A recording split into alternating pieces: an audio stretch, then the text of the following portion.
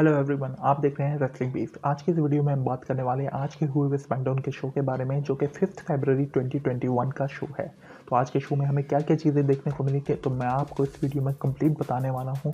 तो आपने इस वीडियो को देखना है लास्ट तक, और अगर आप इस न्यू है चैनल पे तो इस चैनल को सब्सक्राइब कर लीजिए और नोटिफिकेशन बेल को कर लीजिएगा ऑन और ऑल पे सेलेक्ट कर लीजिएगा, ताकि आपको हर वीडियो की नोटिफिकेशन और प्रो रेसलिंग से रिलेटेड हर लेटेस्ट अपडेट्स आपको इस चैनल पर मिलती रहेंगी। तो चलें इस वीडियो को शुरू करते हैं। सबसे पहले हमें स्मैकडाउन के शो में ही इन मेमोरी दिखाई गई बुच रीड की, जो कि 1954 से 2021 की थी। उनकी जिनकी अब डेथ हो गई है, उनका ट्रिब्यूट देते हुए WWE नज़र आई। फिर उसके बाद हमें स्मैकडाउन का शो स्टार्ट होते हुए नज़र आ जाता है, जहाँ सबसे पहले एंट्री होती है universal champion the big dog the tribal chief Roman Reigns की, और साथ ही पॉल हेमन होते हैं और साथ ही उनके कज़न होते हैं जे ऊसो, जो आते हैं रिंग के अंदर। और रिंग के अंदर ही आते साथ ही ऑडियंस बूगी चैंट सुनने को मिल जाती है। तो रोमन रेंस को काफ़ी ज़्यादा यूसक वगैरह की चैंट सुनाई दे रही होती है, और रोमन रेंस स्टार्ट करते हैं कहना उन्हें अच्छा नहीं लगता कि वो पास्ट के मुताबिक मतलब उन पुरानी बातों को दोबारा से लाएं, मतलब जो उन्होंने केविन ओवेंस के साथ किया उसके मुताबिक वो बात कर रहे होते हैं। और वो कहते हैं, लेकिन वो कह रहे होते हैं कि मैं मैन ऑफ माई वर्ड हूँ, यानी कि जो मैं कहता हूँ वो करके दिखाता हूँ, और वही मैंने किया। केविन ओवेंस को हराने का मैंने पहले भी बोला था और अब मैंने वही किया। तो उसके बाद वो कहते हैं कि अब फ्यूचर की बात की जाए, पास्ट को बिल्कुल ही छोड़ दिया जाए। तो अब जब वो फ्यूचर की बात करते हैं तो वो पॉल हेमन की तरफ देख के कहते हैं कि बज़ाहिर देखा जाए तो अब फ्यूचर एज हैं, जो कि चैलेंज कर सकते हैं उनको यूनिवर्सल चैंपियनशिप के लिए रेसलमेनिया के अंदर। लेकिन यहीं रोमन रेंस कहते हैं कि लास्ट टाइम जो मैंने देखा था मेन इवेंट रेसलमेनिया से करने वाला कौन है, और वो ये सवाल पॉल हेमन से करते हैं। तो पॉल हेमन इशारा करते हैं कि तुम। तो यहाँ रोमन रेंस एज की तरफ इशारा करते हुए बात करते हैं। वो कहते हैं कि क्यों अपना, जब मैं मेन इवेंट करने वाला बंदा हूँ तो क्यों एज अपना जाके टाइम वेस्ट कर रहे हैं रॉ के शो पे, और फिर जा रहे हैं NXT के शो पे। तो ये जाके वो टाइम वहाँ पे क्यों वेस्ट कर रहे हैं, जबकि मेन इवेंट करने वाला ही बंदा मैं हूँ। तो मेरे से आगे आगे आगे उनसे बात करनी चाहिए और मेरी चैंपियनशिप के लिए मौका हासिल करना चाहिए। रोमन रेंस कहते हैं बल्कि एज को मेरे पास आना चाहिए और मेरे पैर पकड़ने चाहिए, और वो मेरे से मतलब एक तरीके से गिड़गिड़ा के भीख मांगे कि क्यों आकर वो उनको अपनी इस आइलैंड ऑफ रेलिवेंसी में लें, यानी कि वो अब स्मैकडाउन को अपनी जगह बताते हैं। तो वो एज को इस चीज़ का मौका दें, वो आके उनसे बात करें, ना कि टाइम जाके रॉ और NXT पे वेस्ट करें। तो यहीं वो पूछते हैं कि पॉल हेमन से पूछते हैं कि एज कहाँ है। वो कहते हैं कि तुमने मुझे, फिर वो एज की तरफ मुखातिब होकर बोलते हैं कि तुमने मुझे एक तरीके से डिसरिस्पेक्ट किया है, मेरी बेइज्जती की है कि तुम दूसरे शोज़ पे जाते रहे, ना कि डायरेक्ट मेरे शो पे आए और मुझसे आके बात करके मुझसे बात की, क्योंकि मेन WWE का मेन इवेंट और मेन चैंपियन मैं ही हूँ। तो वो रोमन रेंस यहाँ इस चीज़ का रेफरेंस देते हैं, और यहाँ रोमन रेंस काफ़ी ज़्यादा गुस्से में भी आ जाते हैं। और वहाँ पॉल हेमन साइड ही लोग से WWE की टीम से पता करते हैं, जहाँ उन्हें ये जान के बहुत अजीब लगता है कि एज आज स्मैकडाउन के शो पे नहीं आए, और जिससे रोमन रेंस बहुत ज़्यादा गुस्से हो जाते हैं और कहते हैं कि मुझे डिसरिस्पेक्ट किया गया है, और ये चीज़ मुझे उनको बहुत ही बुरी लगती है। तो यहाँ रोमन रेंस काफ़ी ज़्यादा गुस्से में आ जाते हैं। वो कहते हैं कि मैं यहाँ पे, पॉल हेमन से पूछते हैं क्या मैं बेवकूफ़ हूँ जो यहाँ पे खड़ा हुआ हूँ, मैं क्या, ये मेरे साथ ये एच क्यू गेम्स खेल रहा है। और एकदम से वो कैमरे की तरफ पहली दफ़ा अपने क्या कहते हैं रेसलिंग के अंदर, मैंने तो अभी उन्हें पहली दफ़ा ही देखा है कि रोमन रेंस इतने गुस्से में बोलते हैं कि तुम मेरे साथ गेम्स क्यों खेल रहे हो। तो वो एच की तरफ मुखातिब होकर ये बात बोल रहे होते हैं, और बहुत ही ज़ोर से वो बोलते हैं कि पॉल हेमन भी डर जाते हैं। तो यहाँ वो कहते हैं कि लास्ट टाइम मेरे साथ जिसने गेम खेलने की कोशिश की थी वो केविन ओवेंस था, और वो सब उसकी हालत क्या है और वो वापसी नहीं आने वाला। तो यहाँ रोमन रेंस ये बात करते हैं और वो वार्निंग दे देते हैं एच को कि आज के शो के एंड तक तुम्हारे पास टाइम है, तुम मुझे इस चीज़ का जवाब दो कि तुम किस चैंपियनशिप के लिए आने वाले हो, या तुम मेरे सामने आते हो या नहीं। फिर हमें इंटरकॉन्टिनेंटल चैंपियनशिप का मैच कार्ड देखने को मिल जाता है, जो कि ट्रिपल थ्रेट मैच होने वाला होता है, जो कि आज रात होगा अपोलो क्रूज, बिकी और सैमी ज़ैन के दरमियान। तो उस चीज़ का हमें दिखाया जाता है। फिर हमें the main event 33 years ago का मैच कार्ड दिखाया जाता है, जो कि हॉक होगन, और जो मैच कार्ड तो नहीं बल्कि हॉक होगन और एंड्रे द जायंट का जो मैच हुआ था 33 ईयर्स अगो, आज से पहले। तो उस चीज़ के मुतालिक, अपडेट के मुतालिक हॉक होगन लाइव आने वाले होते हैं और बताने वाले होते हैं कि वो मैच, और क्योंकि WWE की हिस्ट्री के अंदर सबसे ज़्यादा व्यूवरशिप लाने वाला मैच ही ये वाला मैच था, तो उसके मुतालिक WWE एक रिकॉल कर रही होती है, एक दोबारा से एक रिकैप दिखाना चाह रही होती है। फिर हमें डोमिनिक मिस्टीरियो की एंट्री देखने को मिल जाती है, जो कि अपने फादर रे मिस्टीरियो के साथ एंटर होते हैं और काफ़ी ज़्यादा जोश में लग रहे होते हैं कि इतने में पीछे से बैरन कॉर्बिन आके सबसे पहले डोमिनिक मिस्टीरियो को अटैक करते हैं, फिर रे मिस्टीरियो को उठा के रैम के ऊपर से एंट्रेंस की ही रैम के ऊपर से टेबल पे उठा के फेंक देते हैं, जहाँ वो काफ़ी ज़्यादा हर्ट होते हैं, उनकी नी में काफ़ी ज़्यादा इंजरी वगैरह आ जाती है, जिसके बाद काफ़ी सारे रेफरी और मेडिकल पर्सोनल आके देखें चेकिंग करने लग जाते हैं। फिर हमें बैरन कॉर्बिन और डोमिनिक मिस्टीरियो का एक थर्ड टाइम एक और मैच देखने को मिल जाता है। ओवरऑल इस मैच की बात करूँ तो ये मैच काफ़ी अच्छा गया, काफ़ी जगह क्या कहते हैं बैरन कॉर्बिन जी के अपनी गोल्डन ग्लव्स चैंपियन भी हैं, गोल्डन ग्लव्स बॉक्सिंग चैंपियन भी हैं और काफ़ी सारा अचीवमेंट करने वाले पावरफुल रेसलर हैं WWE के अंदर। और डोमिनिक मिस्टीरियो क्योंकि न्यू टैलेंट है, लेकिन डोमिनिक मिस्टीरियो भी कम नहीं नज़र आए, जहाँ काफ़ी जगह बैरन कॉर्बिन अपनी ताकत दिखाते हुए नजर आए, वहीं डोमिनिक मिस्टीरियो भी कुछ हद तक काफ़ी अच्छी चीज़ें परफॉर्म करते हुए नजर आए, जहाँ लेकिन रे मिस्टीरियो जब अपनी वो इंजरी के साथ लड़खड़ाते हुए जब रिंग के पास पहुंचते हैं तो वो एक ट्रिक आजमाते हैं, जाके वो रिंग के नीचे घुस जाते हैं और दूसरी साइड से एप्रन की तरफ से बैरन कॉर्बिन जब रिंग में चढ़ने वाले होते हैं तो उनकी टांग पकड़ लेते हैं, जिसकी वजह से डोमिनिक मिस्टीरियो उन्हें 619 मारने में कामयाब हो जाते हैं और फिर इसी वजह से डोमिनिक मिस्टीरियो अपनी विक्ट्री भी हासिल करने में कामयाब हो जाते हैं बैरन कॉर्बिन के ऊपर, जो कि एक बड़ी विक्ट्री थी। तो इस तरीके से रे मिस्टीरियो ने आज अपने बेटे के डोमिनिक मिस्टीरियो की हेल्प की होती है उनको मैच जितवाने में, और जो कि एक देखा जाए सही था। आप लोगों को क्या लगता है कमेंट सेक्शन में ज़रूर बताइएगा। लेकिन दूसरी तरफ ही हमें यही चीज़ दिखा दी जाती है कि आज ही डिसीजन बताएंगे स्मैकडाउन के शो पे, मतलब आज स्मैकडाउन के शो पे जाने वाले हैं, ये चीज़ कंफर्म बता दी जाती है। उसके बाद हमें डेनियल ब्रायन और सितारों का मैच देखने को मिल जाता है। ओवरऑल ये मैच भी काफ़ी ज़्यादा अच्छा जाता है और जहां डेनियल ब्रायन भी काफ़ी हद तक कोशिश कर रहे होते हैं, लेकिन सितारों अपनी ही बहुत ही ज़बरदस्त मूव्स के साथ और मतलब कंसेक्यूटिवली एक के बाद एक मूव्स के साथ अपना मैच एंड कर देते हैं। और डेनियल ब्रायन बेशक B+ प्लेयर हैं, लेकिन वो एक टाइम पे 5 टाइम्स चैंपियन भी रह चुके हैं और बहुत ही ज़बरदस्त उनका करियर रह चुका है, लेकिन आखिर सितारों उनसे टैप आउट करवा देते हैं शार्प शूटर के अंदर।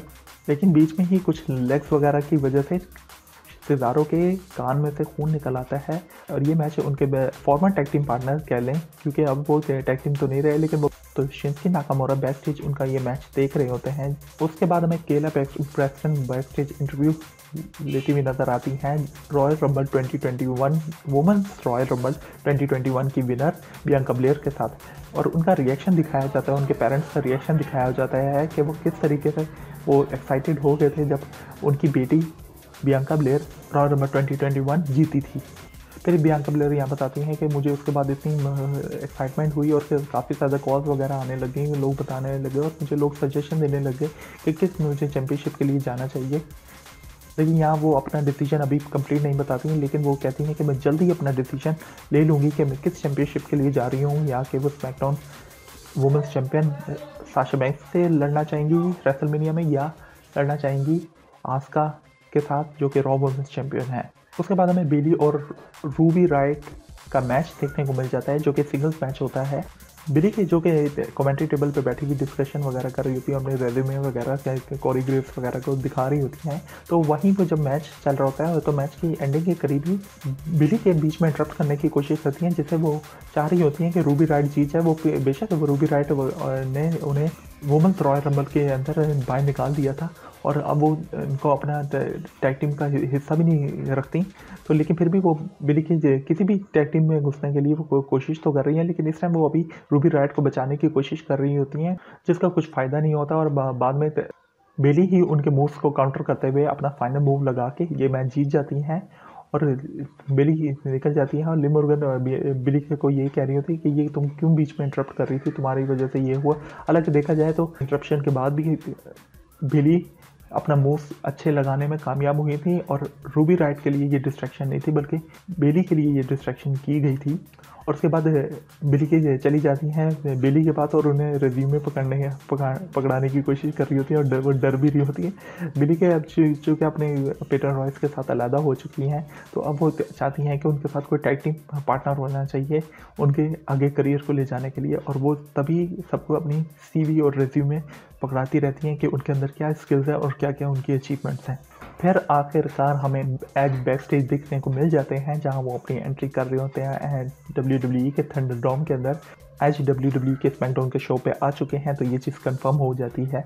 उसके बाद हमें वुमेंस रॉयल रंबल की विनर बियंका ब्लेयर की एंट्री देखने को मिल जाती है, जो कि बियंका ब्लेयर रिंग के अंदर आके काफ़ी ज़्यादा एक्साइटेड होती हैं और वो बताती हैं कि वो उनकी किस तरीके से उनको लोगों की कॉल्स आई और किस तरीके से लोग उन्हें अप्रिशिएट कर रहे हैं, और मतलब उनके लिए कितनी बड़ी अपॉर्चुनिटी है। क्योंकि और ये देखा जाए कि रेसलर्स की करियर के अंदर और ख़ासतौर पर जो WWE के अंदर परफॉर्म कर रहे होते हैं, उनके लिए बहुत ही ज़्यादा बड़ी अपॉर्चुनिटी है। चैंपियन को चैलेंज करने का मौका मिलता है। बहुत ही ज़्यादा एक्साइटेड होती हैं बियंका ब्लेयर, क्योंकि वो अभी रिसेंटली दूसरी रॉयल रंबल में अपीयर हुई थी NXT के बाद, मेन रोस्टर पे डेब्यू करने के बाद।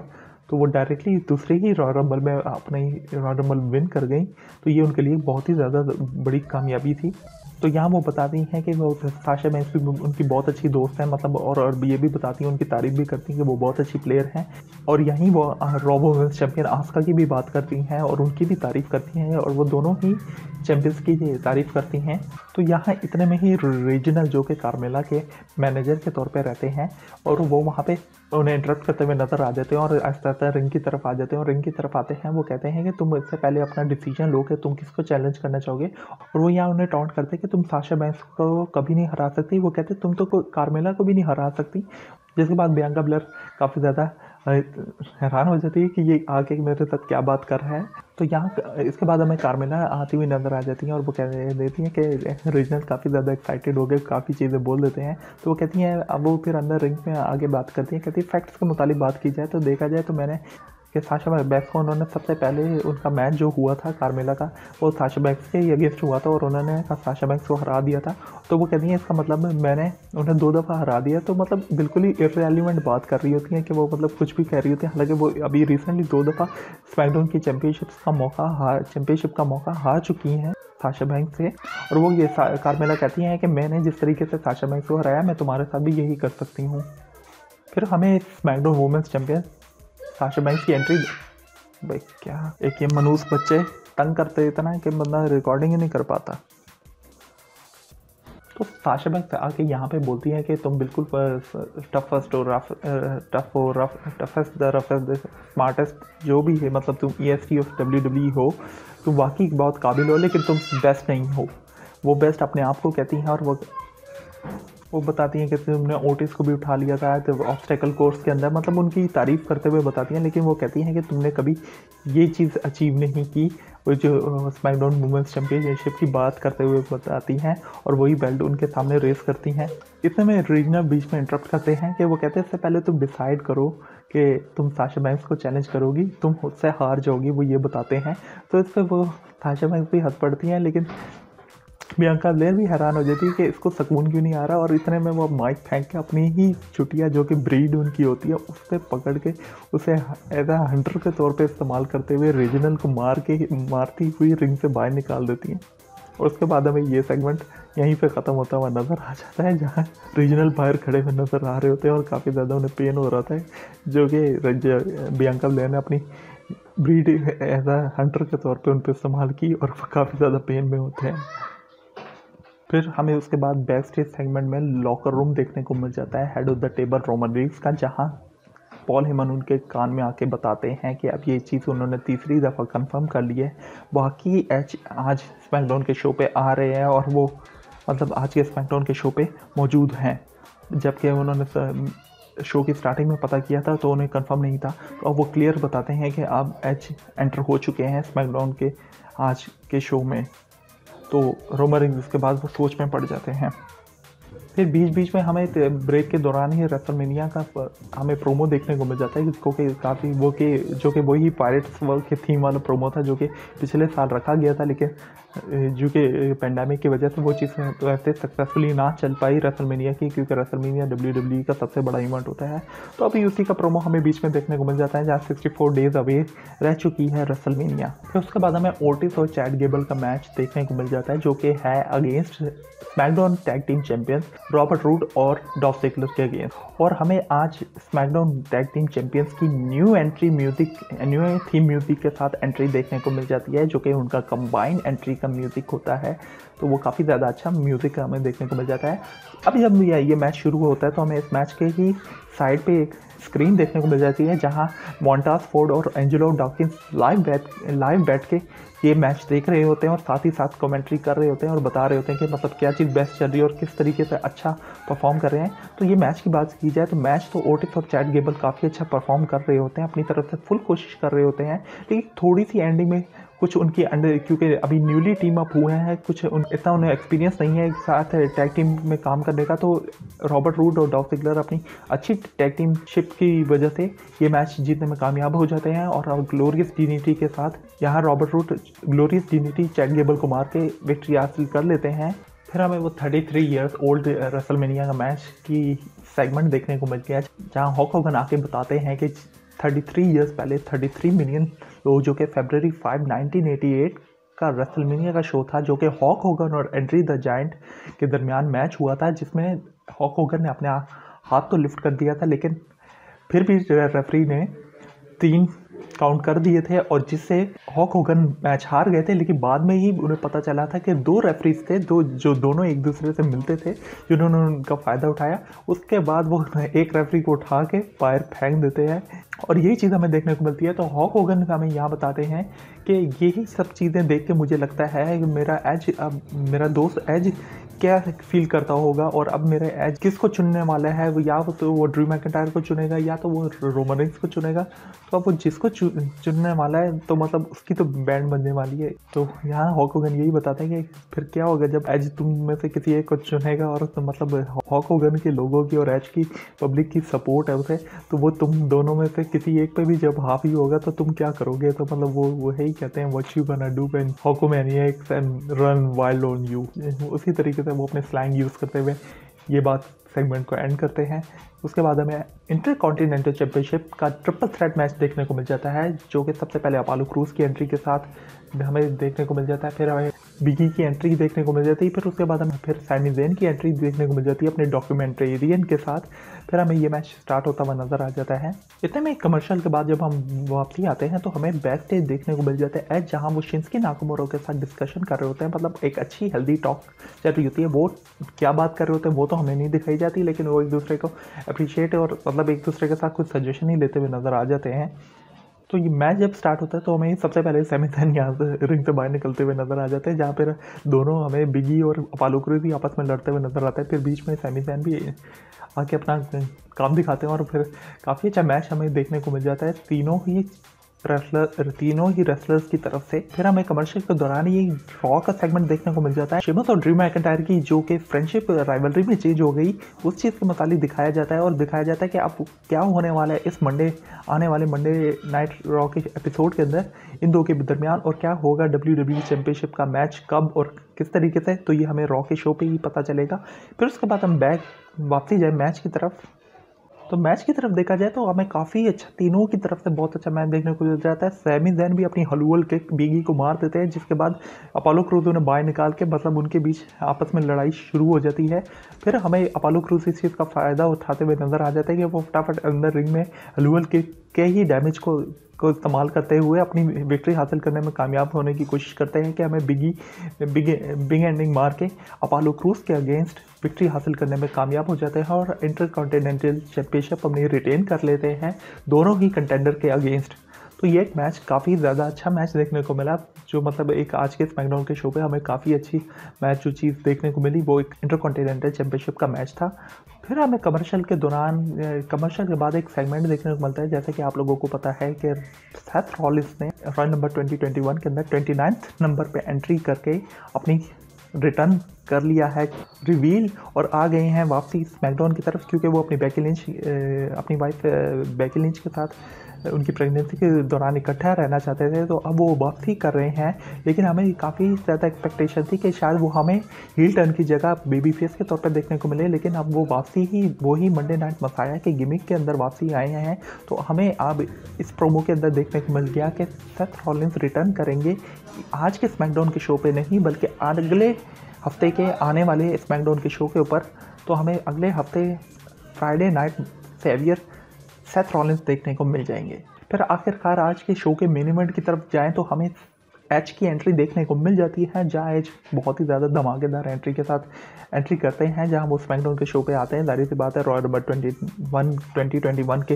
विनर हैं, हॉल ऑफ फेमर भी हैं और एक अच्छे लेजेंड हैं जो कि WWE के काफ़ी सारे सुपरस्टार्स के मेंटोर हैं।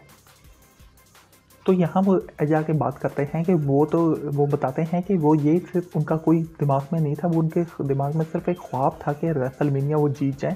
तो वो एक ख्वाब था, वो उनको पक्का उनको अपने आप पे भी यकीन नहीं था कि वो ये कर दिखाएंगे, लेकिन आखिरकार उन्होंने कर दिखाया और उन्होंने बताया कि उन्होंने 29 WWE के बेस्ट सुपरस्टार्स को हरा के ये मैच जीता है और आखिरकार उन्होंने अपनी अपॉर्चुनिटी वो हासिल कर ली है जो कि उनके लिए इम्पॉसिबल लग रही थी।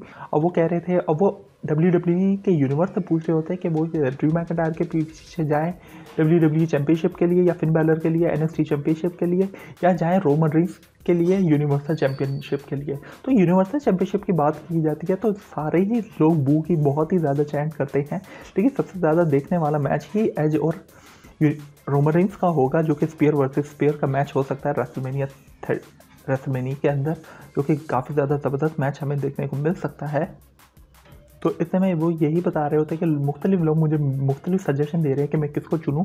तो इतने में रोमन रेंस की म्यूज़िक प्ले होता है और रोमन रेंस की एंट्री देखने को मिल जाती है पॉल हेमन और उनके कज़न जे ऊसो के साथ, जो कि रिंग की तरफ आ जाते हैं। तो रोमन रेंस जब रिंग में आ जाते हैं और जे ऊसो इधर से उधर मंडला रहे होते हैं, तो एज बिल्कुल समझ जाते हैं कि रोमन रेंस के इरादे क्या है, मतलब वो ये इस बात का उनसे खुद भी बोल पड़ते हैं कि क्या तुम मुझे अटैक करना चाहते हो। तो वो रोमन रेंस का मजाक उड़ाते हुए कहते हैं, जब तक मैं ना बोलूँ पॉल हेमन तुम पे अटैक नहीं करेगा। तो एक तरीके से उन पर मजाक करते हैं कि वो मतलब ये समझ रहे होते हैं, मतलब उनको इतना हल्का ले रहे होते हैं कि पॉल हेमन उनसे अटैक करेंगे। तो एज वो समझ जाते हैं वो कि ये उनका मजाक उड़ा रहे हैं और एज बोल देते हैं, कहते हैं मुझे समझ आ गई है कि तुम्हारे दिमाग में क्या चल रहा है और ये जे ऊसो यहाँ पे किस लिए है। तो वो इस चीज़ को समझ जाते हैं। तो रोमन रेंस तो जे ऊसो का कहते हैं कि तुम जाओ मेरा वेट करना, और पॉल हेमन को भी निकाल देते हैं। और ये फिर वो सामने आ जाते हैं और उन्हें बोलते हैं कि वो रोमन रेंस को एक्नॉलेज करें, मतलब तस्लीम करें, माने कि वो ट्राइबल चीफ हैं और उनका नाम लेके बोले कि वो उन्हीं को चूज़ करने वाले हैं रेसलमेनिया के लिए एज एन ओपोनेंट के तौर पे। और वो यही कहते हैं कि मुझे हर तरीके से माना जाए head of the table, the real champion, the main event करने वाला बंदा। तो मतलब वो अपने आप को कंप्लीट बता रहे होते हैं, दी चैंपियन बता रहे होते हैं। मतलब वो ड्रू मैकइंटायर और फिन बैलर को वो कुछ नहीं समझते और वो अपने आप को ही असल चैंपियन समझ रहे हैं WWE का। तो वो कहते हैं आज अपने मुंह से मेरा नाम लेके मुझे अपनाएं और माने कि मैं उनका ट्राइबल चीफ हूं और वो मेरे साथ मैच लड़ना चाहेंगे रेसलमेनिया में। तो अभी इतनी सी बात होती है तो एज थोड़ा सा पीछे हट जाते हैं और एकदम से पीछे से केविन ओवेंस आके उन्हें अटैक करते हैं और एकदम से मतलब लात मार के और वो डायरेक्ट स्टनर मार देते हैं, जिसके बाद रोमन रेंस तो रिंग में गिर जाते हैं और बुरी तरीके से उनको पेन महसूस होने लग जाता है। और केविन ओवेंस यहाँ से रिंग से बाहर निकल जाते हैं और मुझे यहाँ से रिंग को छोड़ के चले जाते हैं। और तो एज ही रिंग में खड़े हुए यही देख रहे होते हैं और मुस्कुरा रहे होते हैं कि ये क्या हुआ है, और वो यही देखते हुए वो भी रिंग से निकल जाते हैं। तो और रोमन रेंस बीच रिंग के अंदर पड़े हुए पेन को झेल रहे होते हैं और यूँ स्मैकडाउन का शो हो जाता है ख़त्म। तो ये था आज का स्मैकडाउन का शो। आप लोगों को ये शो कैसा लगा कमेंट सेक्शन में ज़रूर बताइएगा, और अगर ये वीडियो पसंद आई हो तो इस वीडियो को लाइक कीजिएगा और शेयर कीजिएगा। और अगर पहले से सब्सक्राइब नहीं किया तो इस चैनल को सब्सक्राइब कर लें और नोटिफिकेशन बेल को कर लीजिएगा ऑन और ऑल पे सिलेक्ट कर लीजिएगा, ताकि आपको रेसलिंग और प्रो रेसलिंग से रिलेटेड हर लेटेस्ट न्यूज़, अपडेट्स और वीकली शोज़ के विनर्स सबसे पहले मिल सकें। तो इस चैनल को सब्सक्राइब करना मत भूलिएगा। मैं मिलूंगा आपसे नेक्स्ट वीडियो में, तब तक के लिए टेक केयर।